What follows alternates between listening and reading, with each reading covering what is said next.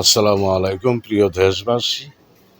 দুর্গাপূজার এক মন্দিরে গিয়ে জামাতের এক নেতা বলতেছে যে এই উৎসবে এসে সবাই একাত্র হয়ে আল্লাহর কাছে শুকরিয়া আদায় করি। হিন্দু মুসলিম একাত্র হয়ে এই দুর্গাপূজায় গিয়ে ওরা আল্লাহর কাছে শুকরিয়া আদায় করে। তোমরা তো মুসলিম, যেমনই হোক তোমরা ওহাবি, তোমরা নবীজিরে নূর মানো না, মাটির মানো, তত আল্লাহর বন্ধু, নবীর উম্মত তো না মানো।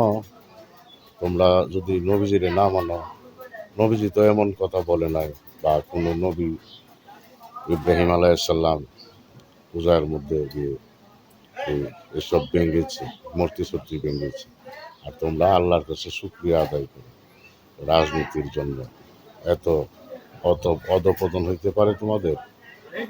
নামমাত্র মুসলিম, তোমরা তো তোমাদের আচার আচরণ শুধু এই পূজারীর মতো, হিন্দু পূজারীর মতন তোমাদের আচরণ, এসব করেছ। আর মাজারে গেলে বলো মাজারে যাওয়া বেদাত, পূজায় যাওয়ার মধ্যে তোমাদের জন্য খরচ।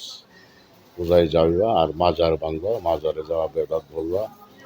আর মাজার থেকে মানুষ তুলে, মাজারের যারা আছে বা কবরের থেকে মানুষ উঠিয়ে ওই মাজারপন্থী যারা, তাদেরকে পুড়ে দাও তোমরা, সেটা তোমাদের জন্য জায়েজ।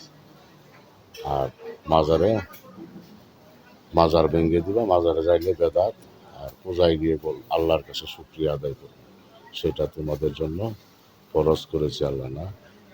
এসব বলে এই রাজনীতির জন্য, ভোট কামানোর জন্য মুসলমানের মান ইজ্জত কেন মারছে, সেই জবাব একদিন আল্লাহর কাছে দিতে হবে তোমাদের। যতই নয় সেই করো, সেদিন তোমাদের ক্ষমা নেই। এখন করতে পারো করো, তোমাদের হেডামে কুলাই করো, যা করার করে ফেলো। আর জবাব একদিন দিতে হবে, জীবিত থাকতে জবাব দিতে হবে। আল্লাহ সেই হেসারত তোমাদেরকে দিবে। তোমাদের উপর আল্লাহর নালত, আল্লাহর গজব, আসমানি জমিনি গজব তোমাদের উপরে আসবে।